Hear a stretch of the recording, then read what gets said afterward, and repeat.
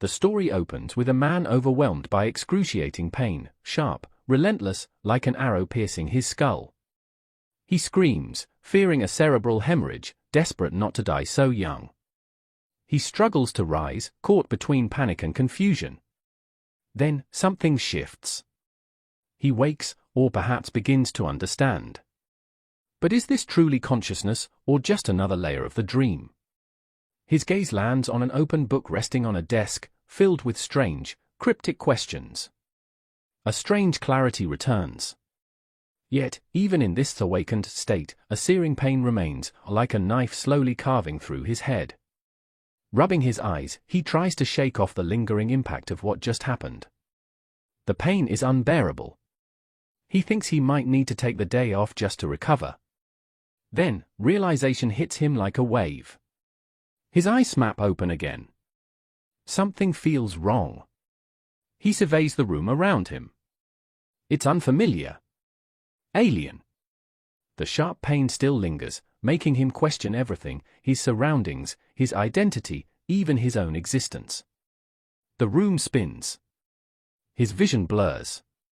Nothing here makes sense. His eyes are drawn to a desk cluttered with books, and a revolver. The setup is foreign to him. Nothing here sparks recognition. He pauses to assess his condition.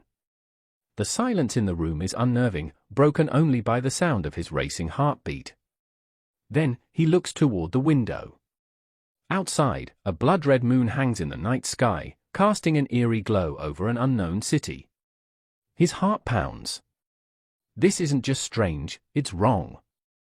Deeply, unmistakably wrong. Still trying to understand what's happening, he turns to the mirror. What he sees sends a chill down his spine. A face stares back at him, familiar yet foreign. Confused and shaken, he mutters, "I cried." Could it be? Has he transmigrated, reincarnated into another body, another life? The idea seems absurd. He's read about such things in web novels, fantasy stories he never took seriously. Yet now, faced with this surreal experience, he can no longer deny the possibility. He forces himself to breathe. To calm down. To focus. He begins to meditate, sifting through the chaotic memory swirling within him. Gradually, fragments come back. Lately, he'd been feeling terribly unlucky. He remembers stopping by a roadside vendor after work, someone selling old books. Frustrated with life, he bought one on a whim. A strange thought surfaces, could it be because of that luck enhancement ritual? He remembers following bizarre instructions from the book, placing staple foods in all four corners of his room and performing the ritual. He thought it was nonsense. But then, the memories come crashing in. Memories that don't belong to him. He sees a young boy sitting cross-legged on the floor, surrounded by books. A name echoes in his mind, Klein Moretti. And then, the pain returns. He clutched his head in pain as memories surged violently before his eyes. First, he saw a young boy from the Luan kingdom of the Northern Continental Congress, hailing from the city of Tugjin in the county of Ava. Then came the image of a young boy and girl in formal attire, both smiling with quiet serenity. The flood of memories confused and pained Zoe Magri, yet they slowly wove together into a clear picture of Klein Morty's life. Klein's father had been a sergeant in the Imperial Army, a soldier who laid down his life in a colonial war against the Southern Continental Congress. His sacrifice ensured the family received a pension, which allowed Klein to attend a private grammar school. His mother, a devout follower of the Evernight goddess, gave him constant support and guidance, until tragedy struck again. The very year Klein passed his university entrance exams, his mother passed away. After that, Klein lived with his elder brother and younger sister in a small two-bedroom apartment. His brother, working as a clerk in an import-export company, shouldered the burden of supporting the family. Despite the hardships, Klein had graduated with a degree in history. He was fluent in the ancient Ansiefi language, considered the root of all northern continent dialects, and also knew Hermes, the sacred language of rituals and ancient legends. Suddenly, a chilling realization struck John, Hermes. That name echoed through his mind as he stood silently in the room. A notebook lay open on the desk before him, covered in eerie, oversized writing. The words were written in what looked like blood. A horrifying message stood out. Everyone will die. Shock washed over him. His hands were stained, dirty. No, bloody. He stared at them in horror, realizing it was fresh. Pain surged from his temple, sharp and sudden, radiating through his ear. He touched the spot instinctively, then looked at his fingers, slick with red. He turned to the mirror, his reflection staring back at him with wide eyes. As his fingers traced the source of the pain on his forehead, his fear escalated. There was a wound, a gunshot wound. Outside, the blood-red moon loomed over the city, casting an eerie light into the room. Inside, Klein stood in stunned silence. No one survives a wound like this, he whispered. Yet, here he was, alive. Or something like it. He touched the half-healed wound again. How was this possible? Questions spiraled in his mind. Was this some side effect of transmigration? The so-called Hagi effect? But then, how exactly did he die? His eyes drifted back to the desk. There was a revolver resting beside the notebook. He picked it up. One bullet remained in the chamber. Bloodstains surrounded the area, and a single bullet lay on the floor. His breath caught. This was how he died. Klein's eyes narrowed. Was it suicide, or murder? If it had been suicide, how desperate must the original Klein have been? His brother couldn't even afford a gas lamp for studying. Where would he have gotten a revolver? But if this was murder, who would target a poor, lower-class history graduate? What reason would anyone have? Frustrated, Klein washed his face with soap, desperate to clear his head. The memories, fragmented and incomplete, offered no solid clues. But at least he could clean himself up. The blood on the floor could wait. Inside the dim apartment, Klein stood deep in thought, staring at the revolver. His mind was still racing with everything he had just uncovered: blood, memories, death. But before he could get any deeper, a soft creak echoed from the door. His younger sister, Melissa, stepped in. "What are you doing, Klein?" she asked, her tone casual yet curious. Startled, Klein quickly hid the revolver out of sight. He turned to her with a cheerful smile, trying to mask his unease. "You're early, as usual," he said, picking up a small pocket watch from the desk. "I was just trying to fix this, but my hands gave up on me." Melissa noticed the watch in his hand. She tilted her head and extended her palm, her eyes expectant. "Give it to me," she said simply. Standing at the doorway, she waited, persistent but composed. Klein was caught off guard by her straightforwardness but handed the watch over. Melissa examined it with a critical eye and, after a few moments, set to work. In no time, she handed it back, fixed. Klein blinked in surprise. She had done it with such ease. This was Melissa Moretti, just 16, the youngest in the family, and a promising student in the steam and machinery department at Tingen Technical School. Her dream? To become a steam engineer. And she was clearly on the right path. Mechanical aptitude ran through her fingers. Klein smiled as he looked at her. She was exactly as he remembered her, focused, determined, and undeniably talented. But then Melissa gave him a sharp look. Klein froze. Did she think he was acting strange? Worse, did she think he was mentally impaired? He turned away, a little embarrassed. Later that morning, Klein placed 2 loaves of bread on a plate. Melissa, ever the responsible one, reminded him to pick up fresh bread from the market, but not more than 8 pounds. It was hot outside. Any more would spoil. And don't forget the loaf and the pieces, she added firmly. Klein nodded, appreciating her concern. But in the back of his mind, he was already thinking about the luck enhancement ritual. If he could just get the right materials, he might be able to try again. Maybe even find a way back home. The scene shifts. Klein rummages through a desk drawer, then checks under the bunk bed. He's searching for something important. Finally, He finds it and exhales in relief. Cut to the bustling streets of Tianjin. The market is alive with color and sound, vendors shouting, customers haggling, the smells of roasted fish and oyster soup wafting through the air. Klein walks through it all, watching, absorbing. He passes by a vegetable seller with freshly picked greens. As he moves along, he thinks to himself how vibrant and chaotic the lower-class markets are. There's life here, real life. He glances at the coins in his hand. It isn't much. But he chuckles to himself. No matter where you are in the world, money always looks cute. Still, the lack of fun stings. Transmigration hadn't come with a wallet. He heads into Goshen's bakery, run by the kind and chatty Mrs. Smyrny. He asks for 8 pounds of dry bread.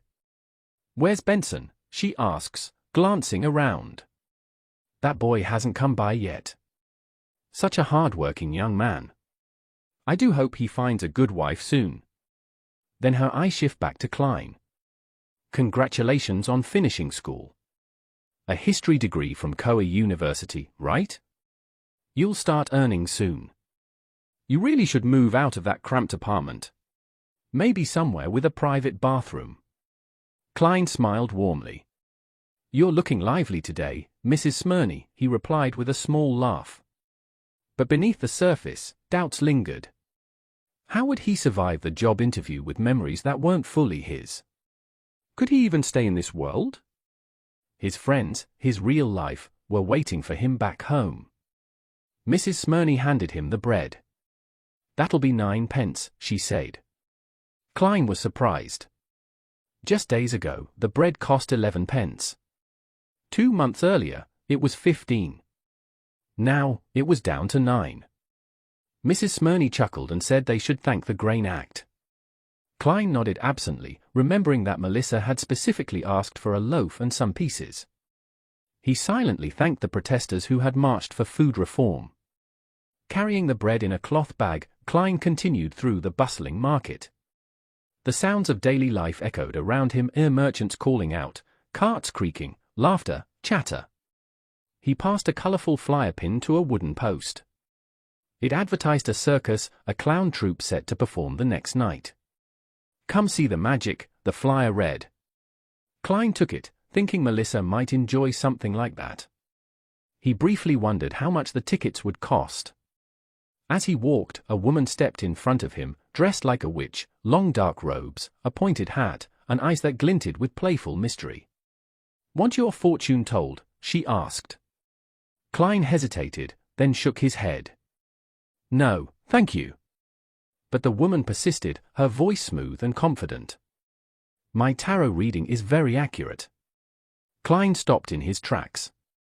Tarot. She had pronounced it exactly like they did on Earth. Intrigued, he allowed his thoughts to wander. Tarot cards in this world, were they like the ones he knew?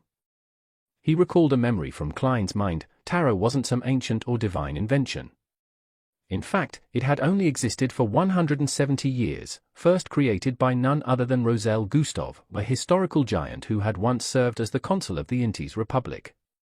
Roselle had revolutionized technology, developing the steam engine and improving sailing ships. Eventually, he declared himself Emperor Caesar, transforming the Intes Republic into an empire.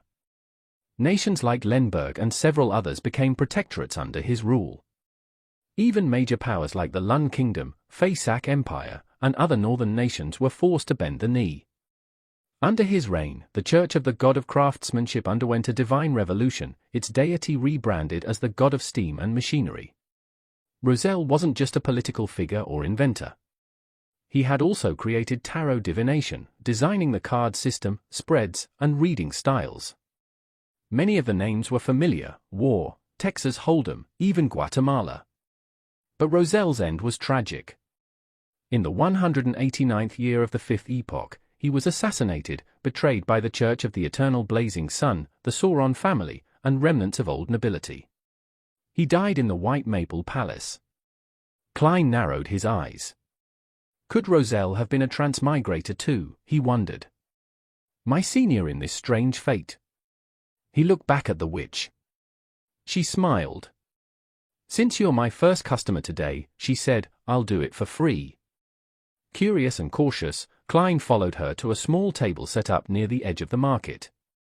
She sat across from him, pulling out her tarot deck with practiced ease. 3 cards fell on the table, face up. The Magician, the Slayer, the Hanged Man. Klein's heart skipped a beat. He recognized these names. These were real cards from Earth's tarot deck. And yet, they were here. His thoughts returned again to Roselle. Could it be that this man had brought knowledge from another world? Was this more proof? "Please shuffle the cards," the witch said, "and cut the deck. No tricks, no charges." Klein hesitated, eyeing her. "No hidden fees?" he asked suspiciously. "None," she smiled. "Completely free." He shuffled the cards and nodded. "Done." She leaned forward. "So, what would you like to know? The past, the present, or the future?" Klein sat silently for a moment, weighing the question. The woman's tone shifted, less playful now, more serious. "To get real answers," she said, "you must shuffle with clear intention." Klein frowned slightly. Was she stalling? Or was she trying to read him? Was this just a market trick? Or something more? Slightly irritated but still curious, he shuffled the cards again, this time focusing his thoughts. Who am I now? What lies ahead? Is there still a way back? Klein shuffles the cards and asks if there's a problem this time. With a cheerful smile, the woman replies that there isn't. She lays out 3 cards, past, present, and future, then offers her client a choice. Klein chooses to see the present. The card revealed is the Fool, tarot card number 4. Klein falls into deep thought, pondering its meaning, new beginnings, endless possibilities. But before he can reflect further, another woman suddenly bursts in, looking exactly like the tarot reader. She angrily accuses her of being an imposter. The original tarot reader is stunned, but quickly bares her teeth in frustration, reminding the intruder that her real profession is animal training, not fortune-telling. After a tense exchange, the fake leaves. Klein is left in confusion.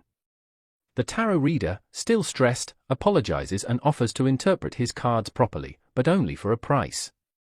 When Klein asks if it's free and she refuses, he decides to leave. Outside, with only bread in his hands, Klein grumbles over the bizarre encounter. He reflects that he was supposed to receive a reading, but instead, he had dealt with an animal trainer pretending to be a fortune teller. On top of that, money is tight, barely enough to buy the staples Melissa asked for. Later, at home, Klein sits at his desk translating the luck ritual incantation into ancient languages. He finds Hermes too complex but manages with ancient Fasik and Lun. Deciding to give it a try, he prepares for the ritual. He places a loaf of bread on the table and sets 4 loaves at the corners of the room, forming a ritual circle. Then he chants, "Blessings stem from the immortal Lord of heaven and earth." He repeats it 3 times. But suddenly, a deafening noise shakes the room. Klein panics as his vision blurs, voices echoing around him in a language he cannot understand. Agony pierces his head as though nails are driven into his skull. He collapses, regretting ever starting the ritual. His body faints, but instead of falling, he begins to float, suspended in the air. Confusion clouds his thoughts. Where is this place? Am I awake or dreaming? When he opens his eyes, Klein finds himself in a world of black-gray fog, with glowing red particles drifting endlessly. Nervously, he stretches out a hand to touch one. The moment he does, energy surges through him, and light bursts from his body. He realizes something is terribly wrong. Then, the scene shifts. A girl named Odrahul appears, calling for Arina to wake up. The room is quiet, lit by a chandelier, warmed by a fireplace, polished with veneer. Sitting before the mirror, Odrahul whispers to herself, he always claimed that this mirror, this Arina, was never connected to the dark aperture, yet here it was. The Inshishti, a unique treasure of the Solomon Empire, appears. Suddenly, the mirror begins to glow with a dazzling light. The scene shifts to a ship sailing across the ocean. On board stands Alja Valsin, holding a crystalline object in his hand. He mutters that he still doesn't have enough ghost shark blood. As he studies the crystal again, it begins to shine brightly. In an instant, a loud explosion erupts, and streaks of light illuminate the entire ship. The perspective shifts once more. Klein finds himself standing among strangers, bewildered. Where is this place? He wonders, what is this place? Alja Valsin is there too, speaking in Lun with a blonde girl holding a fan. Klein observes silently. He doesn't know what's happening, or what this place even is. He begins to suspect that both Alja and Audrey might have been drawn here by his luck enhancement ritual. If that's true, it's better not to expose himself. Instead, he decides to test the waters, perhaps he can gather useful information first. Klein speaks vaguely, saying that it was all a ruse. The scene grows hazy. Audrey and Alja exchange shocked glances, their outlines barely visible in the thick fog. Audrey, unsettled, asks whether the attempt is over and if she can now go home. Both she and Alja remain hidden in the mist. Audrey's golden hair and Alja's blue hair are visible, but their faces cannot be seen clearly. Klein feels troubled. Is it because of my lack of strength? Or simply my lack of understanding of this mysterious world? Still, he reminds himself, I am the host, and they are the guests. If he wished, he could dismiss them at once. Audrey, sensing no ill intent, is instead fascinated. She marvels at the experience, admitting she has always been curious about mysteries and the supernatural. Boldly, she asks Klein what it takes to become a Beyonder. Klein finds the question both amusing and thought-provoking. Answering so casually doesn't feel right. If he truly is the host here, then this place should reflect it. There should be grandeur, a temple, and a long table where he sits at the head as his guests take their seats. And suddenly, it happens. A sound echoes, and the foggy world shifts completely. Before their eyes, a massive, majestic temple rises into view. Towering pillars stretch upward, every surface etched with intricate designs. Inside stands a grand table, long and solemn, with chairs neatly arranged. A powerful wind rushes through the hall as if welcoming their presence. Audrey is awestruck, whispering that this must be a miracle. Klein now sits calmly at the head of the table, finally appearing in the role of a true host. Alja breaks the silence, asking Audrey if she is from Lun. He explains that if she truly wishes to become a Beyonder, she must join one of the great churches, the Church of the Evernight Goddess, the Church of the Lord of Storms, or the Church of the God of Steam and Machinery. Alja adds that most ordinary people never even meet a Beyonder. Even within the churches, encounters are rare, and the higher-ranking clergy remain distant. He further reveals that Beyonders serve in courts, tribunals, and execution agencies, fighting the ever-growing threat of darkness. And disturbingly, their numbers have been increasing. Audrey Hall admits she already knows much of what Alja is saying, about the Night Watchers, the mandated punishers, and even the fact that machines can have minds. But she adds that what she values most is freedom, and she doesn't want to lose it. Alja Valsin replies bluntly, asking if she has ever heard of anyone becoming a Beyonder without paying a price. If she refuses to join a church and take their tests, her only choices would be to seek out noble families whose histories stretch back over 1,000 years, or to take the dangerous path of dealing with the evil organizations that hide in the shadows. Audrey hesitates, then asks if there truly is no other way. Hearing this, Alja's expression shifts. He admits that he does possess 2 potion recipes. Audrey, startled, presses him to reveal which ones. Alja explains that to become a true Beyonder, one must rely on potions, and these recipes were recorded on the blasphemy slate. Over time, their names have been translated and altered across many languages, yet each name still reflects the potion's essence. The first recipe, he reveals, is for the Sailor Potion. It grants the ability to move with perfect balance even on storm-tossed seas and allows one to swim and dive underwater for up to 10 minutes, like a sea creature. Audrey is surprised, remarking that it sounds just like the Keeper of the Sea from the Church of the Lord of Storms. Alja nods, confirming that indeed, that was its older name. The second recipe, he continues, is called spectator. Unlike the sailor, this one sharpens the mind. It heightens observation skills so keenly that by carefully watching someone's expressions, mannerisms, and words, the user can glimpse their true inner thoughts, as if watching a play unfold before their eyes.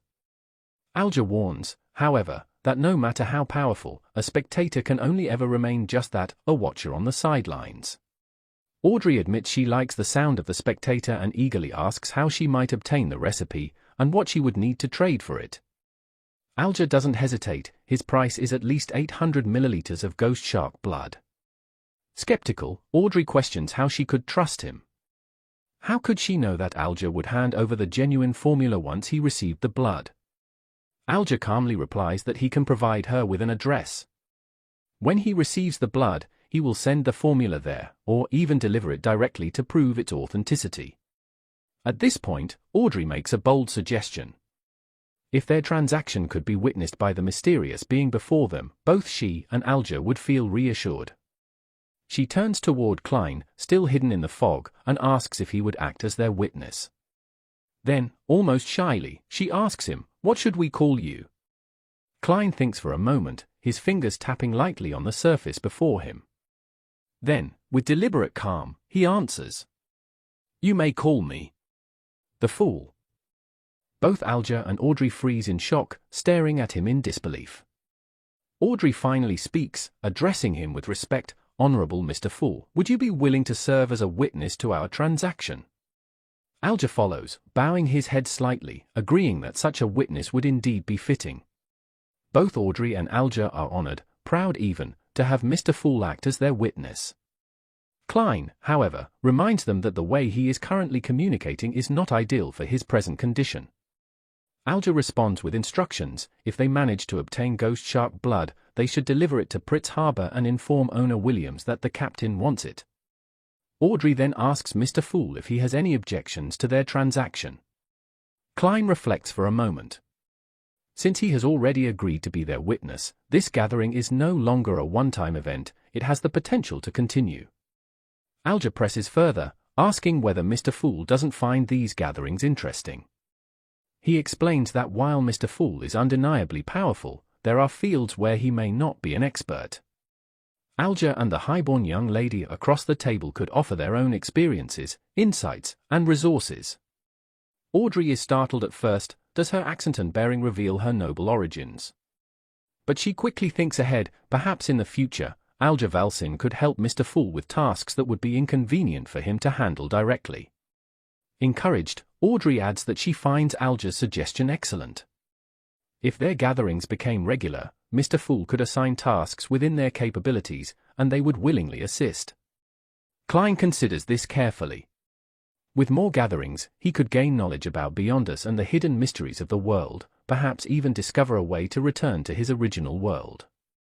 He also decides that at the next meeting, he should learn the formula for the spectator potion. Still, he worries, the more they gather, the greater the risk of his true identity being exposed. At last, Klein speaks. He declares that he values fair and equal exchange. Any help they provide will be rewarded, and everything will be balanced. Their gatherings will continue, every Monday at 3 p.m. He also advises them to prepare in advance, so their participation will not interfere with daily life. Audrey, delighted, asks if this means Mr. Fool agrees. She then suggests that since their meetings will be regular, long-term, and secret, they should each adopt code names. Inspired by Mr. Fool's own title, she proposes they follow the system of the major arcana tarot cards. She chooses Justice as her code name. Alger thinks for a moment, then settles on the Hanged Man. Audrey goes further: if all of them take names from the major arcana, then their gathering should be called the Tarot Club. She turns to Mr. Fool respectfully, asking if he approves. Klein responds calmly, saying that small matters such as naming can be decided by them. He also remarks that tarot cards were originally created by Emperor Rizel as nothing more than a game, and in themselves, they hold no divine power. Disagrees. Insists that divination comes from within. Every human carries their own connection to the supernatural, their own hidden ability to perceive higher truths. The common folk fail to understand it, dismissing it as superstition, but in reality, divination is a science, just one expressed through symbols and simplified tools. Dreams, he explains, are the simplest form of divination. Tarot cards, too, serve as such tools, helping to reveal knowledge hidden within the subconscious.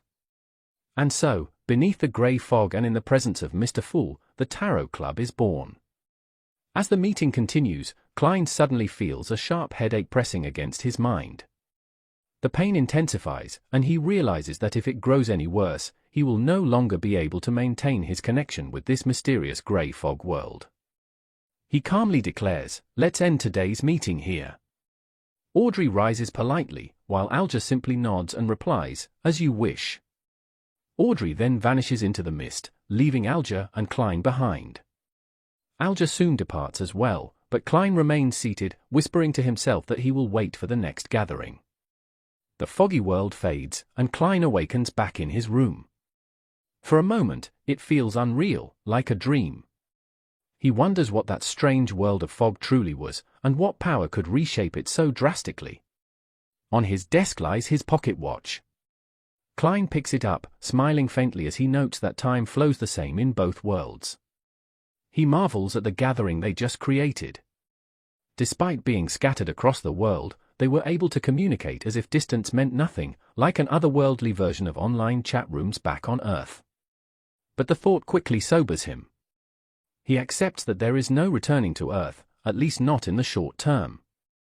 From now on, there is no Ju Mingrue, only Klein Moretti. The scene shifts to the stormy seas. Thunder rumbles as lightning tears across the sky. A massive sailing ship struggles against the raging waves. On its deck stands Alja Valsin, clutching a crystalline pyramid in his hand, his eyes wide in disbelief. The pyramid shatters suddenly, fragments scattering into the storm. In its place, a glowing snowflake-shaped symbol forms in his palm. Alja stares at it, trying to comprehend its meaning, before stepping forward into a dimly lit corridor. He stops before a door marked Captain 1. Inside, a pirate captain sits at his desk. The captain glares defiantly and growls, "I will not lose."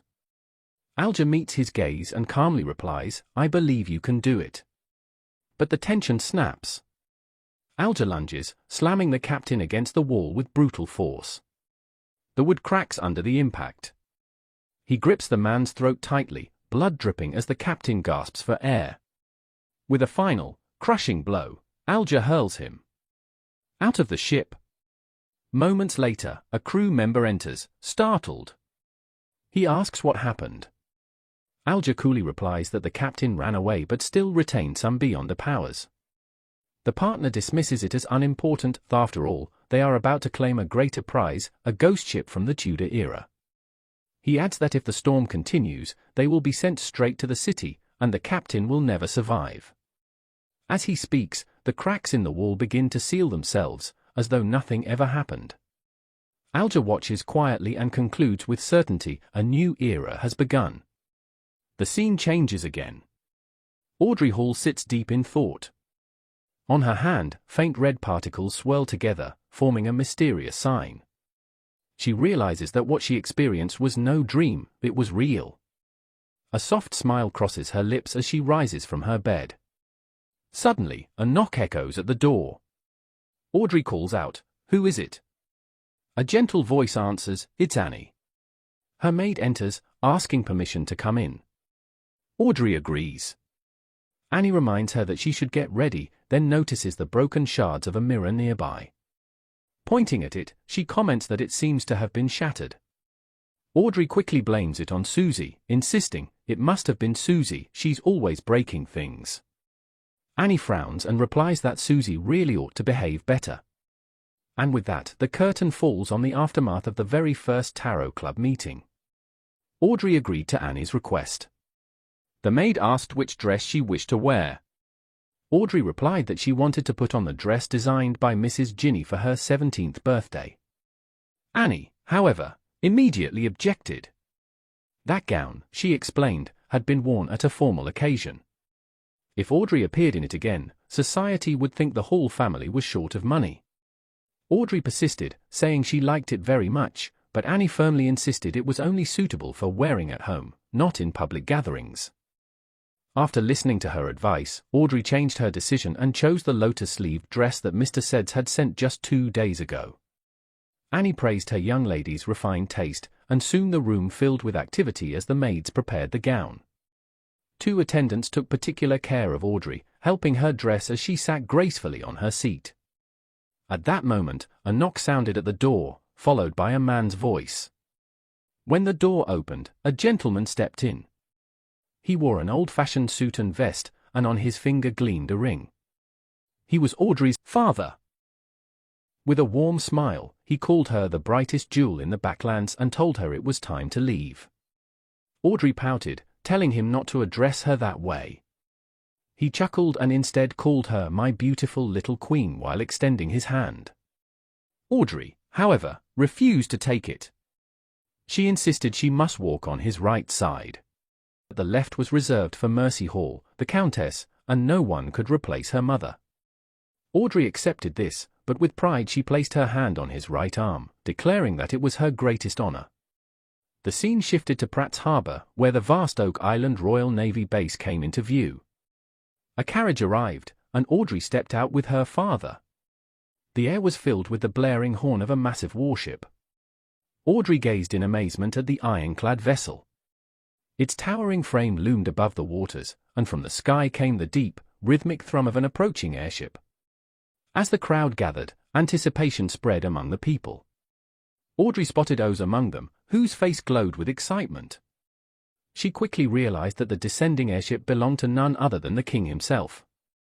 Slowly, the vessel lowered and anchored at the docks. A ramp extended, and rows of soldiers marched out in perfect formation.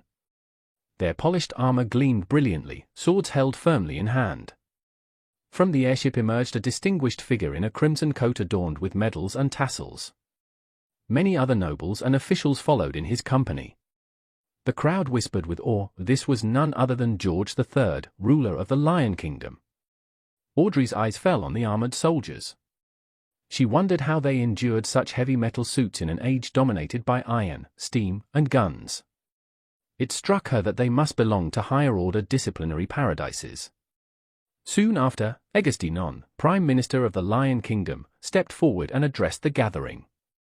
He announced that together they had achieved history by creating a mighty ironclad warship. His voice carried authority as he listed its specifications. 1,001 meters in length. 21 meters in width. High freeboard design. 457 mm thick main armor belt. 1,060-ton total displacement. He continued proudly, describing its arsenal, for 35 mm main guns, 6 rapid-firing guns, 12 6-pounders, 18 6-barrel machine guns, and 4 torpedo tubes. With a speed of 16 knots, he proclaimed, this vessel would be an unmatched warrior of the seas. At last, the king himself was invited to christen the warship. George III raised his hand and declared that, since it began its maiden voyage from Pratt's Harbor, the ship would be named the Pratts. The harbor erupted in cheers and celebration as the colossal vessel sailed proudly into the waters. The Prime Minister then announced their next mission, to hunt down the notorious 7 pirates who styled themselves as admirals and the 4 who called themselves kings. They would be the first true test of the Pratts' power. He said that they would have to tremble in fear and await their end. He declared that the pirates' era was coming to an end, and no matter what ghost ships or cursed ships they possessed, only ironclad warships would roam the seas freely. When the Pratts was launched, the onlookers reacted with shock and panic. One man nervously asked if pirates could make their own ironclad warships. Another wondered aloud what would happen if they somehow managed to obtain one. The crowd erupted into discussions. Some argued that it was impossible, saying pirates could never match the resources of a great kingdom.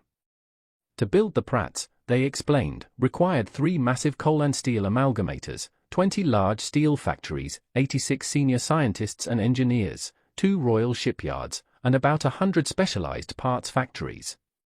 On top of that, it demanded an admiralty, a powerful cabinet, a visionary king, and above all, a nation strong enough to produce 12 million tons of steel every year. The voices rose with conviction. Pirates could never achieve such things. Their world was too chaotic, too fractured, and without unity, they could not rival the might of a kingdom. Another man raised his voice above the crowd, declaring that a new age had begun, the era of guns, steel, and massive warships. The scene then shifts away from Pratt's harbor. It cuts to Klein's desk, where a book lay open. He frowned, sensing that something was wrong. Looking at his hand, he noticed the dots on his skin disappearing. His thoughts immediately turned to the ritual and the 4 dots that once formed a square. He wondered if it was connected to the 4 pieces of staple food placed at the corners of the room. Perhaps, in the future, he would not need to rely on food offerings at all and could proceed directly to rituals and incantations. Outwardly he tried to remain calm, but deep inside he was unsettled. He thought back over everything, from the Tao ritual to the strange changes he was experiencing now. Fear gripped him, the fear of the unknown, the kind that gnawed at the mind more than anything else. Quoting an old saying to himself, he thought, "Fear is the oldest and strongest emotion of humanity, and fear of the unknown is the oldest and strongest form of fear." Klein rose slowly from his bed, realizing that his body felt mostly fine, though he had a dull headache. Glancing at his pocket watch, he saw it was 2:30 a.m., meaning he had slept for just 3 hours. He wondered idly whether time in this world was measured the same way as on Earth, or if the passing of hours here was different.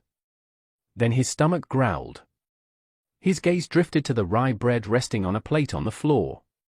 He picked it up, chewing quietly, and thought with a touch of bitterness that this was what his life had become: rye bread for breakfast, rye bread for lunch, and only a little meat for dinner. Yet, at the same time, he remembered that now he had to prove himself as a transmigrator, to show his true ability. A faint smile crossed his lips. He walked to the oven, a piece of bread in hand, biting into a potato as well. Relief washed over him with the simple act of eating. On the table before him was a plate of bread and potatoes. He decided to eat slowly and wait for Melissa to return so they could share the meal together. As he tasted the potato, he found himself comforted. The flavor stirred childhood memories of days when he loved eating them like this. Yet the satisfaction of progress outweighed the exhaustion. With his hunger sated, he forced his thoughts back to his priorities.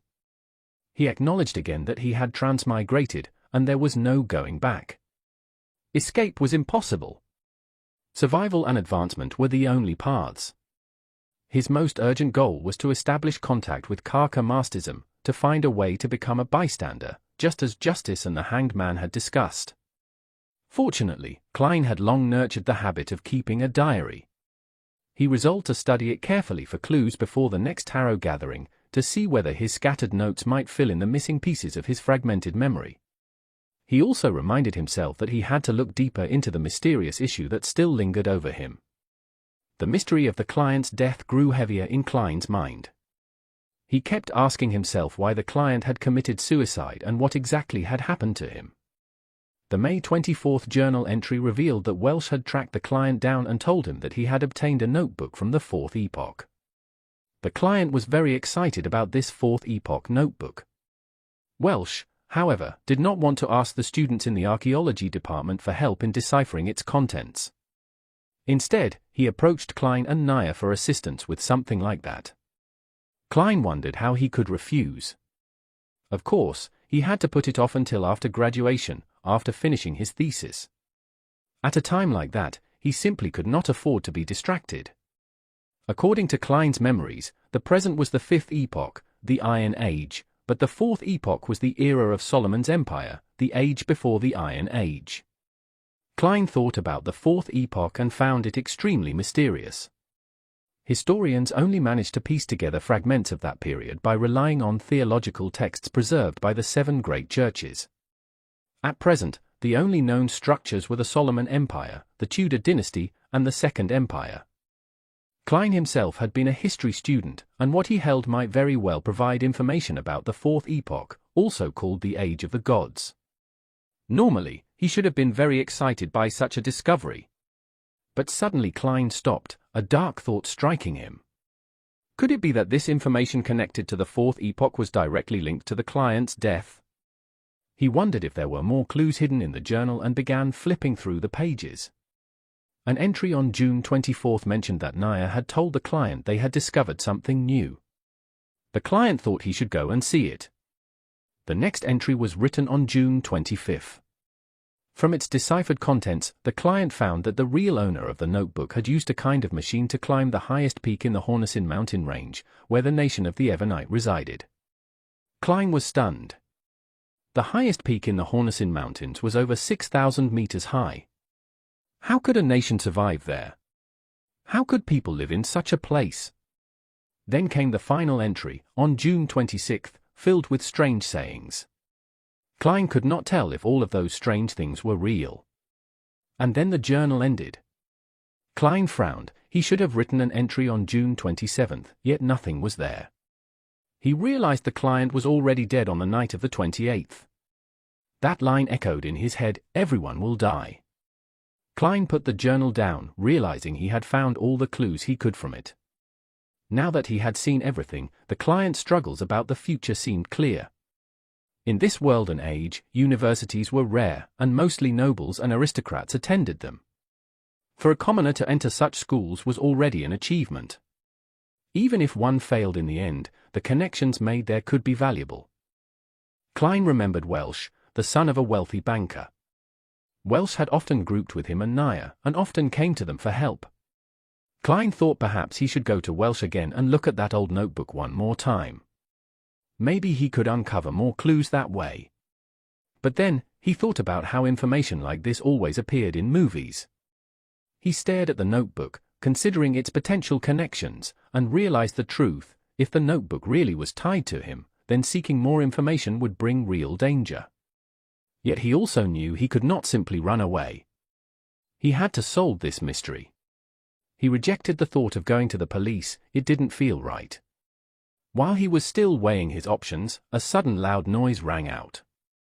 His head jerked toward the door. He reached out, hand trembling, and grabbed a revolver from beneath the desk. His heart pounded. Slowly, he approached, gun ready, and called out nervously, "Who is it?" Klein quickly readied his revolver, his nerves on edge. Suddenly, a voice shouted from outside, "It's Mountbatten!" "Police?" Relieved yet cautious, Klein hid the gun in the oven before opening the door. Pretending he had just woken up, he rubbed his eyes and muttered, "I was napping, what's going on?" Several men in suits and hats entered the room. One of them, clearly the inspector, looked Klein up and down before asking, "Do you know Welsh Megan?" Klein frowned in confusion. Did something happen to him? He asked. But the inspector cut him off coldly. "Let me ask the questions first. This is just routine questioning, don't worry about the stand." The inspector pressed again, "Do you know Welsh McGovern?" Taking a deep breath, Klein replied firmly. "If you're talking about Welsh McGovern, the graduate of Hoy University from Constable, then yes. We were classmates. Both of us studied under Senior Associate Professor Quentin Cohen." The inspector paused, clearly weighing Klein's words. Klein felt tension rising in his chest. Finally, he asked the question he dreaded, did something happen to Welsh? The inspector's face darkened. "Yes. Mr. Welsh has passed away." "I'm very sorry." Klein was stunned. His voice trembled. How is this possible?" The inspector did not stop there. "Mr. Naya has also passed. Both of them were found at Welsh's house." The shock was too much. Klein stood frozen, unable to believe what he was hearing. He demanded to know more about Naya. The inspector instead asked, "What was your relationship with Welsh?" Klein steadied himself and answered, "We had a good relationship. Welsh and Naya were meeting often. They were going through a fourth epoch document, a notebook." The inspector gave a grim nod before continuing. "According to the evidence, Welsh and Naya committed suicide." Klein's eyes widened. Suicide? He could hardly believe it. Were they murdered? But the inspector shook his head. The autopsy results and the scene ruled out drugs or external force. There were no signs of struggle on either body. Welsh repeatedly bashed his head against the wall. The blood covered it entirely. Naya drowned himself in a basin. Klein's thoughts spun out of control. Impossible, impossible, he muttered, horrified by such gruesome deaths. The inspector, however, remained calm. We thought the same at first. But all the evidence points to suicide. Trying to steady himself, Klein explained that the last time he had seen Welsh and Naya was on June 26, when they studied a new portion of the notebook together. After that, he returned home to prepare for his upcoming interview at the history department of Tungen University. But just then, one of the officers reached for a book on Klein's desk, his journal. Klein cursed inwardly. He had forgotten to hide it. His nerves spiked as the officer flipped it open. "Don't be nervous," the inspector said casually. "This is just part of procedure." Another man picked up the journal and read aloud. "What a strange line, what does this mean?" The line was one Klein knew well.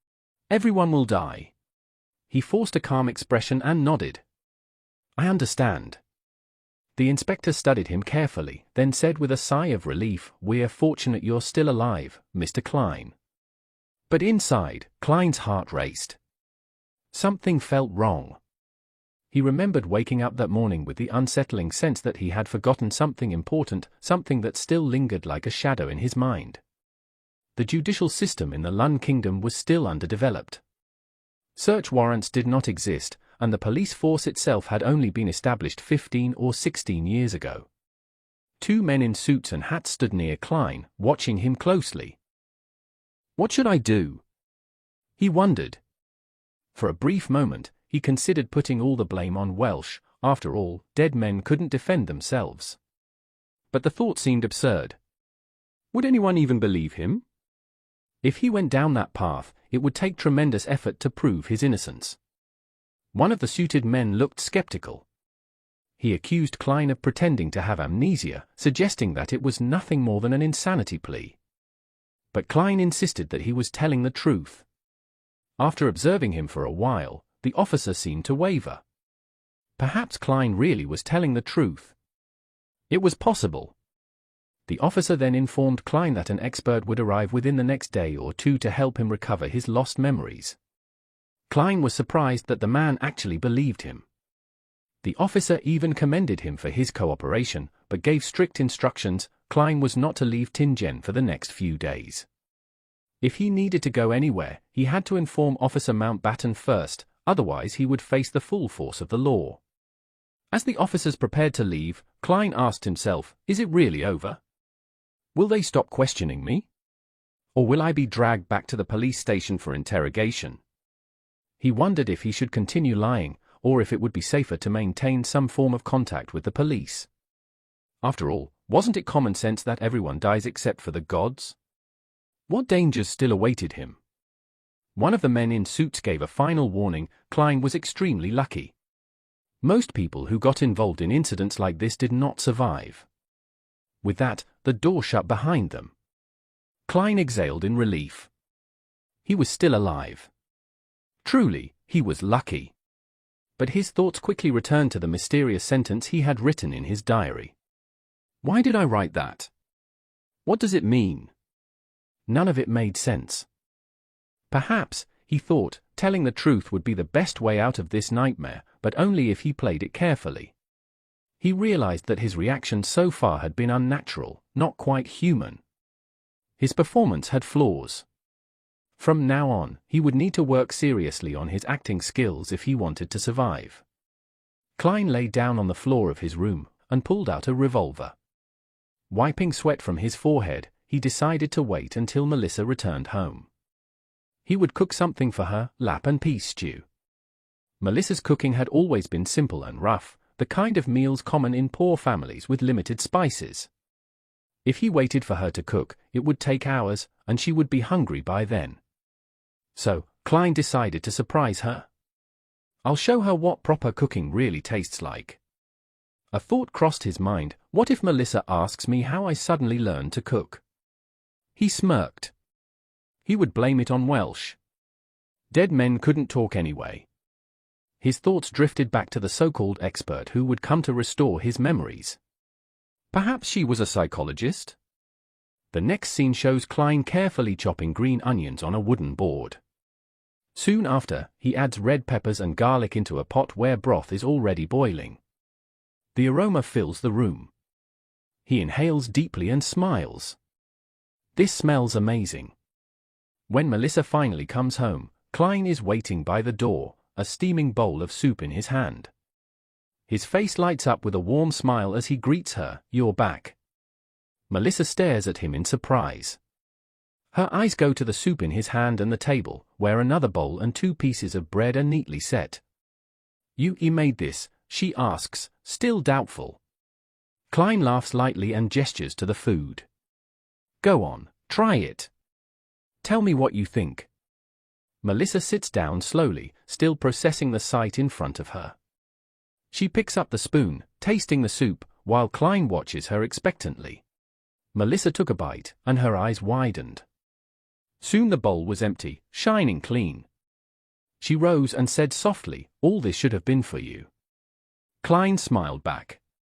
"I already had a few bites." They sat together, gazing at one another. Melissa still held her fork with a small piece of meat stuck to it.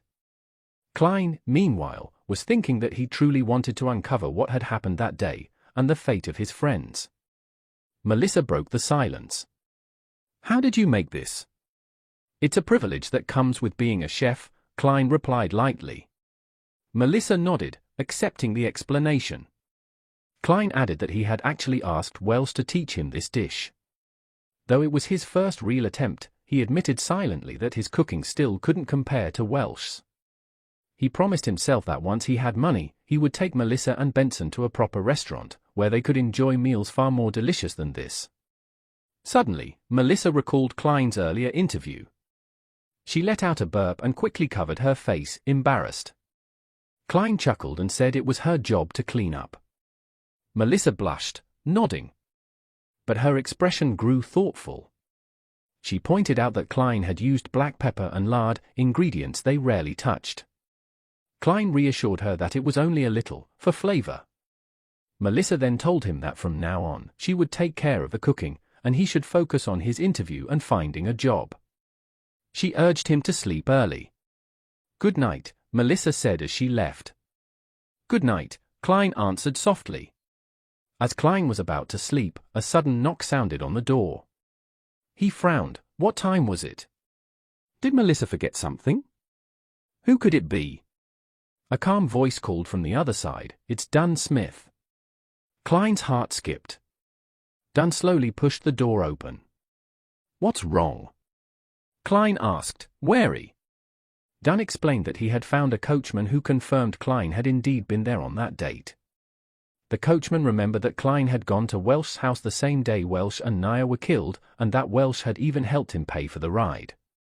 Klein tried to remain calm. "That's not very strong evidence," he replied. But he couldn't shake the feeling that Dunn suspected him. He admitted that he really couldn't remember what had happened on the 27th. His memory was gone, and all he had were his diary entries suggesting he had been at Welsh that day. "So I guessed correctly," Klein thought. On June 27th, the real Klein had indeed gone to Welsh's house. That night, Welsh and Naya had died, and perhaps he should have died with them. Dunn studied him carefully, then said Klein's mental stability and composure were impressive. Klein accepted this with a straight face, though his inner thoughts revealed he was still hiding part of the truth. Then Dunn mentioned something else. Welsh's revolver had gone missing. He suspected Klein might have it. Klein froze. Was the revolver really Welsh's? He lifted his hand slowly and admitted that it was under his bed, hidden in a frame. Dunn asked if there was anything else. "Yes," Klein said after a pause. "2 nights ago, I woke up in the middle of the night, and realized I had lost some of my memories, including what I saw at Welsh's." He was asked what he saw or did on the 27th at Welsh's house. Klein replied that he wasn't lying, he truly couldn't remember anything. Dunn Smith said that this matched his earlier premonitions and also fit with the hidden logic behind several of the previous incidents. He added that what he didn't understand was how Klein had survived. Klein took a deep breath and admitted that he didn't know either, but as long as Dunn believed in him, that was enough. Dunn, however, shook his head and said it no longer mattered whether he believed Klein or not, because now there was already too much suspicion surrounding him. Standing beside him, Dunn explained that they had to make sure Klein really had forgotten what happened, and that he wasn't the one responsible for Mr. Welsh and Miss Nayer's deaths.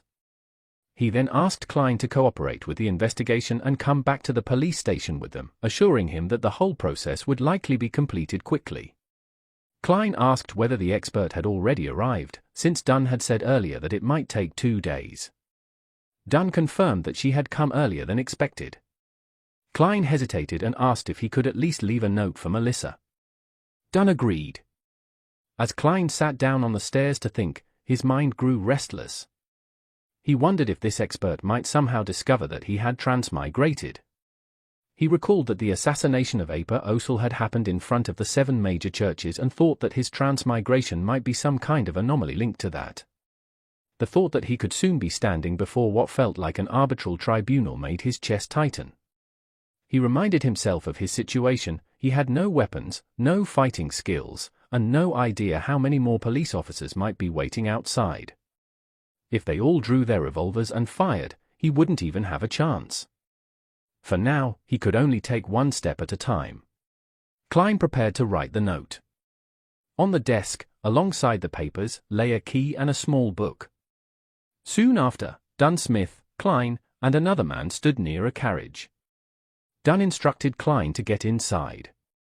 But before he could, a commotion broke out. A man shouted angrily at someone, demanding the return of something he claimed had been stolen. He threatened him loudly, while the accused insisted he hadn't stolen anything and demanded to be let go. In the chaos, a horse suddenly collided with the man holding Klein's hand. Klein's heart leapt. He thought, "This is my chance." With Dunn close by, Klein seized the moment and broke free, running as fast as he could. He reasoned that heading for the Backland district would be best. There were more people there, making it easier to hide. Dunn, watching him flee, muttered that he understood. Klein, however, had no idea Dunn was still right behind him. The sound of horses' hooves echoed along the road. A carriage approached quickly, its wheels rattling over the cobblestones. Klein, still a little dazed, thought about his situation. His mind replayed everything he had confessed, everything except the truth about his transmigration. He wondered if he would really be caught. Still, he told himself that if he could just escape the city, he might be able to avoid meeting the so-called expert altogether. Watching the passing carriages, he decided that as soon as he got the chance, he would jump into one to throw the police off his trail. Another carriage approached.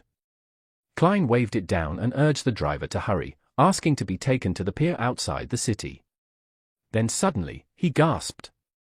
Klein sat upright on his bed, breathing heavily, his face buried in his hands. It had all been a dream. Relief washed over him as he realized it hadn't really happened. He glanced outside the window and saw the old red moon hanging in the sky. Checking his pocket watch, he found it was only 2 a.m. He stood up, still unsettled, and opened his bedroom door, telling himself he needed to relieve himself. Later, Klein was standing alone in another room, his mind heavy with thoughts of the Evernight goddess. Klein turned and saw Dunn Smith standing by the window. He was startled. Was it really him? For a moment, Klein wondered if this Dunn Smith was the real one, or just another figure inside his dream. Dunn spoke calmly, saying that he trusted Klein's dream self more than his conscious self, because ordinary people had no control over their dreams. Klein thought to himself, wait, so Dunn only saw what I wanted him to see. Or am I still dreaming? Dunn continued, explaining that he could confirm Klein had indeed lost some memories due to the incident. Then he reintroduced himself. He was Dunn Smith, a night watcher. Klein was stunned. A night watcher?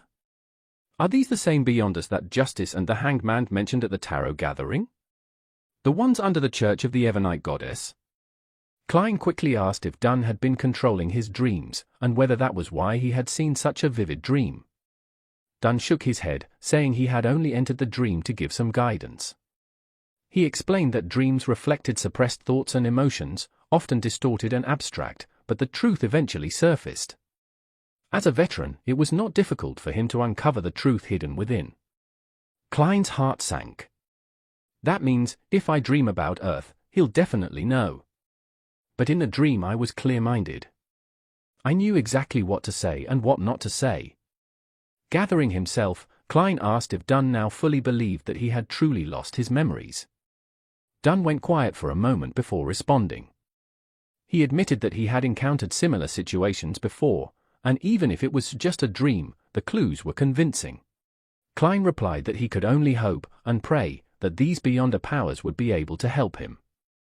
Dunn gave a faint smile, saying it was an interesting thought, and perhaps it wasn't mere luck that Klein had survived until now. Klein cautiously asked if he could go home. But Dunn shook his head. He told Klein he still had to come with him to meet the expert.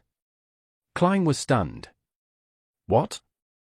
If this expert knows about the guidance Dunn gave me in my dream, what if they can read minds, or hypnotize me? I won't be able to hide the fact that I've transmigrated. Dunn, sensing his unease, reassured him. He said that while he was confident in his own dream-related abilities, it wouldn't hurt to double-check. The expert specialized in different techniques and might even be able to help Klein recover some of his missing memories, perhaps even the current location of the Antigonus family notebook, which Klein had once valued so much. Klein froze. The Antigonus family notebook? Dunn explained further, they hadn't been able to find the Fourth Epoch notebook. They had searched Mr. Wells' house thoroughly, but it was nowhere to be found. With Wells dead and Nair also gone, Klein was the only lead left. Klein thought quickly. The notebook is missing? How strange. I never once wondered where it ended up. Klein, Dunn called him back to attention. Let's head to Wells' house. The expert is waiting there. Panic welled up inside Klein. I want to run. But the Night Watchers are far stronger than ordinary people. From what I've already seen, Dunn's reactions alone are enough to prove that. He might even be armed. If I try to escape, I won't stand a chance. And yet, deep down, Klein couldn't shake the thought, is all this happening just because I transmigrated? Is there something wrong with my very state of mind? Thanks for watching. Don't forget to like and subscribe for more manhwa recaps. Comment a next part if you want part 2. And let me know which manhwa you'd like me to cover next. See you in the next video.